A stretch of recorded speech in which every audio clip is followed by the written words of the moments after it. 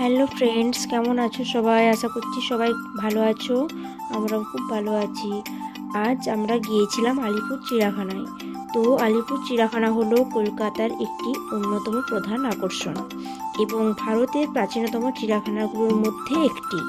এটি 1876 সালে প্রতিষ্ঠিত হয়েছিল এবং বর্তমানে প্রায় 46.5 একর জায়গা জুড়ে বিস্তৃত। এটি একটি জনপ্রিয় পর্যটন কেন্দ্র যেখানে বিভিন্ন ধরনের প্রাণী ও পাখি দেখতে পাওয়া যায়। এখানে বাঘ, সিংহ, ভালুক, জিরাফ, বিভিন্ন প্রজাতির পাখি, বানর সহ বিভিন্ন প্রাণী দেখতে পাওয়া যায়। এই চিড়িয়াখানাটির উদ্দেশ্য হলো প্রাণী সংরক্ষণ, শিক্ষা এবং গবেষণার একটি গুরুত্বপূর্ণ কেন্দ্র হিসেবে কাজ করা।